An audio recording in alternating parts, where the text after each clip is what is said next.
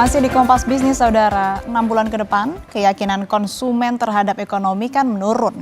Survei Bank Indonesia menunjukkan 3 indikator penting bagi ekonomi juga turun, yaitu penghasilan, lapangan pekerjaan, dan dunia usaha. Ada apa sebetulnya dengan ekonomi? Kompas Bisnis sudah bersama dengan Kepala Ekonom Bank Permata, Yosua Pardede. Selamat pagi, Pak Yosua. Selamat pagi, Asri. Pak, kita akan bedah satu-satu. Ini kan kalau kita lihat indeks keyakinan konsumen atas penghasilan menurun. Di saat yang bersamaan juga inflasi ini melandai. Nah, sebetulnya ini apakah lazim terjadi setelah Lebaran atau seperti apa, Pak? Ya, memang ini tren yang kita lihat terjadi pasca efek dari musiman Lebaran dan juga aktivitas mudik ini berakhir ya. Karena kalau kita lihat kembali biasanya karena ada faktor musiman itu pada momentum Lebaran biasanya masyarakat mendapatkan tambahan pendapatan dari THR dan juga konsumsinya pun juga cenderung meningkat ya. Sehingga memang kalau kita lihat dari sisi mengapa IKK di bulan Mei ini mengalami penurunan ya karena tadi ada sudah berakhirnya faktor musiman dari Lebaran tersebut karena season untuk spendingnya ataupun pendapatan meningkat dan juga dari sisi spendingnya juga tinggi, ini akan nunggu lagi nanti di akhir tahun kemungkinan ya. Dan kalau saya lihat juga dari sisi inflasi kita perlu berhati-hati juga ya, di mana sekalipun memang inflasi tahunan ini menurun di bawah 3%, namun ini dipengaruhi oleh komponen inflasi harga bergejolak ataupun harga pangan dan juga harga diatur pemerintah ya, ini berkaitan dengan normalisasi tarif transportasi udara yang mengalami deflasi. Sementara kalau kita bicara inflasi sisi permintaan, yakni inflasi inti, ini pertumbuhan momentumannya masih relatif masih meningkat ya, sehingga tidak bisa kita simpulkan bahwa ada penurunan kondisi daya beli karena inflasinya yang melambat. Tapi saya melihat memang bahwa ada tendensi konsumsi masyarakat tahun ini cukup cenderung menurun ya, karena ada beberapa hal terkait dengan wacana ataupun kebijakan dari pemerintah. Dari awal tahun ada pemberlakuan tarif efektif rata-rata perpajakan.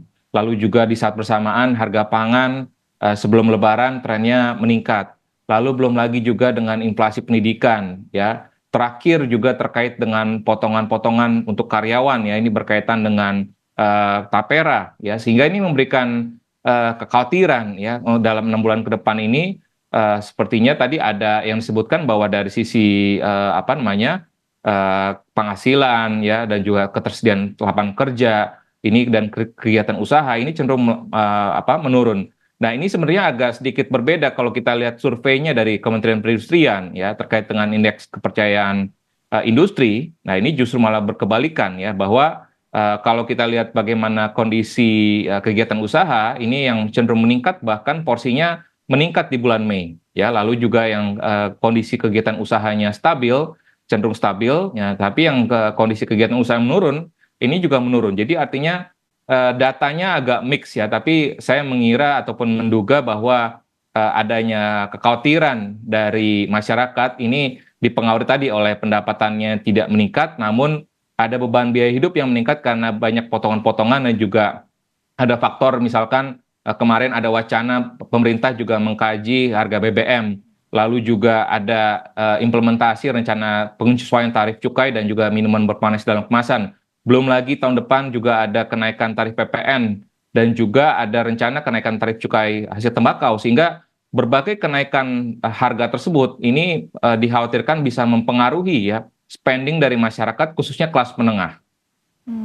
Ya, jadi memang yang mempengaruhi ekspektasi atau keyakinan masyarakat terhadap penghasilan juga bukan hanya dari tadi bahan pokok yang naik, kemudian juga gaji justru yang tidak naik, tapi juga ada aturan atau kebijakan pemerintah yang membebankan, dan tentu ini menjadi faktor menurunnya ekspektasi masyarakat atau konsumen ini terhadap penghasilan mereka. Nah, di survei juga bilang, Pak, bahwa indeks lapangan pekerjaan selama 6 bulan ke depan ini turun. Apakah sebetulnya mencari kerja ini akan makin sulit, dan apa sebetulnya dampak bagi masyarakat?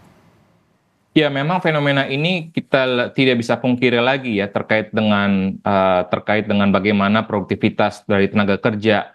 Kemarin beberapa waktu juga harian Kompas juga mengangkat hal ini ya, di mana Gen Z banyak yang menganggur ya, dan juga sebagian besar lansia ini menopang apa namanya beban hidup apa namanya Gen Z gitu ya. Dan ini kita perlu lihat bahwa yang terjadi adalah memang betul bahwa sektor manufaktur Indonesia ini terus mengalami perlambatan dan kontribusinya terhadap perekonomian pun juga mengalami penurunan.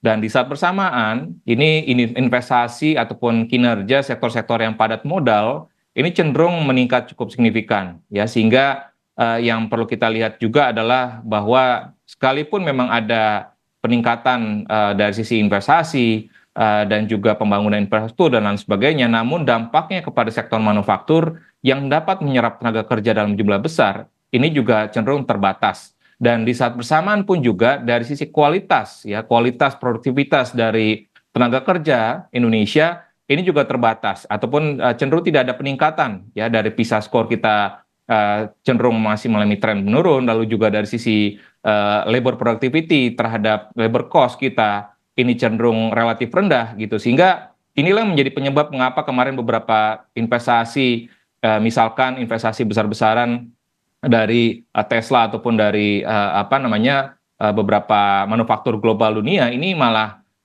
apa namanya malah cenderung prefer untuk investasi misalkan di Malaysia ya ataupun di Vietnam. Sehingga ini menjadi juga PR bagaimana sistem pendidikan kita juga harus ditingkatkan agar kualitas output dari SDM kita ini bisa bersaing, sehingga investor pun juga akan masuk apa namanya berburu atau apa namanya meningkatkan investasinya khususnya di sektor-sektor padat karya, sehingga harapannya itu akan bisa mengurangi tekanan ataupun persoalan terkait dengan banyaknya Gen Z yang masih belum mendapatkan pekerjaan. Nah, di survei ketiga ini soal dunia usaha, yang mana indeksnya juga turun nih. Kemarin sektor tekstil juga bahkan mengumumkan PHK. Nah, sebetulnya situasi di dunia usaha itu sebetulnya realitasnya seperti apa saat ini, Pak?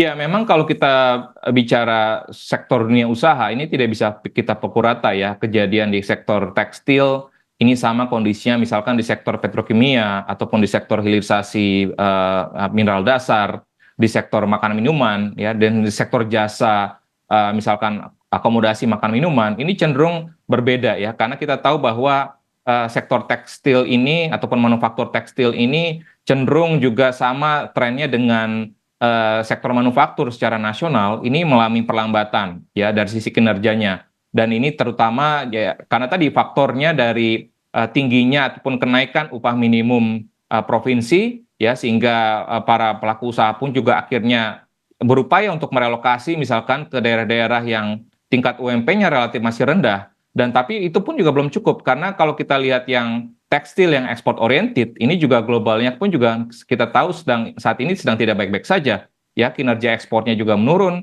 dan belum lagi juga ditambah lagi dengan hantaman impor dari produk Tiongkok gitu, sehingga ini yang membuat kinerja keuangan dari sektor tekstil ini akhirnya cenderung apa namanya menurun, sehingga akhirnya ini yang menjadi imbasnya adalah tadi terjadinya PHK dari beberapa perusahaan tekstil. Nah, tapi memang tidak bisa kita pukul rata lagi, kembali lagi bahwa ada sektor-sektor lain yang kinerjanya relatif baik, namun tentunya ya tadi ada, kalau kita lihat dari skala labor intensifnya, memang sektor tekstil ini adalah sektor yang padat karya ya, sehingga tadi ini sejalan tadi dengan ekspektasi dari konsumen ataupun dari konsumen bahwa ketersediaan lapangan pekerjaan ataupun sektor dunia usaha ini yang melambat, karena tadi ada apa namanya tren di mana tadi untuk sektor-sektor manufaktur kita ini cenderung mengalami hambatan ataupun kinerja investasi ke sektor manufaktur yang padat karya ini terus mengalami penurunan. Tentu memang untuk di dunia usaha masing-masing sektor punya tren ataupun juga hasil yang berbeda begitu ya. Lalu jika data survei selanjutnya turun nih, apa yang akan terjadi dan kira-kira dukungan atau kebijakan apa yang diperlukan masyarakat dan dunia usaha?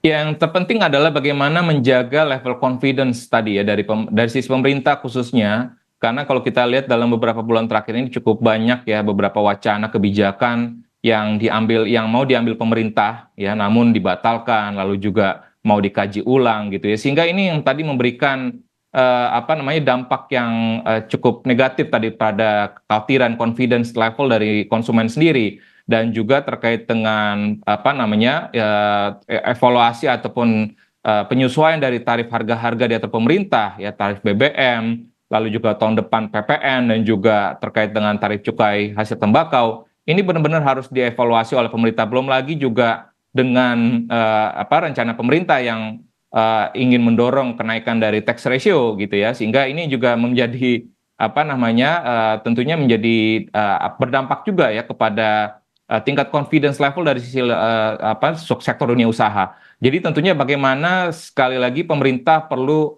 mendorong ataupun menjaga agar tadi daya beli masyarakat, karena ujung-ujungnya kalau penjualan dari sisi penjualan lapangan usahanya mau bagus, artinya pembelinya harus kita dukung, kita dorong ya supaya pembeli tidak terjadi penurunan keinginan untuk belanjanya. Berarti harga-harga tadi itu harus dijaga stabil, harga pangan harus dijaga stabil, harga dari pemerintah pun juga semestinya perlu dipertahankan ya agar tidak memberikan dampak yang signifikan kepada konsumsi masyarakat, karena kita tahu bahwa kinerja ekspor dalam 2 tahun terakhir ini cenderung melambat, sehingga memang mau nggak mau kita hanya mengandalkan komponen dari sisi konsumsi masyarakat ya, sehingga oleh sebab itu memang pemerintah perlu berhati-hati dalam hal untuk menjaga tadi dari sisi daya beli masyarakat, sehingga akhirnya harapannya bahwa pertumbuhan ekonomi kita ini pun juga tetap akan terjaga di level 5% ya, harapannya stabil di tengah kondisi global yang saat ini tidak baik-baik saja. Saya pikir itu tetap kita bisa apresiasi ya, dibandingkan tadi dengan kondisi ataupun harapan ekspektasi pertumbuhan yang terlalu tinggi, tapi tadi ruang fiskalnya pun juga relatif terbatas, sehingga ini benar-benar harus kita pemerintah perlu benar-benar mengevaluasi lagi terkait dengan program-programnya ke depannya, khususnya agar tidak memberikan dampak yang negatif khususnya kepada confidence level dari konsumen. Baik, artinya memang catatannya adalah pemerintah ini harus bisa menjaga daya beli masyarakat dan juga lebih hati-hati dan mengevaluasi sebelum kemudian menerapkan kebijakan supaya ini tidak berdampak buruk terhadap perekonomian di Indonesia. Terima kasih Bapak Yosua Pardede yang telah bergabung bersama kami di Kompas Bisnis. Sehat selalu Pak.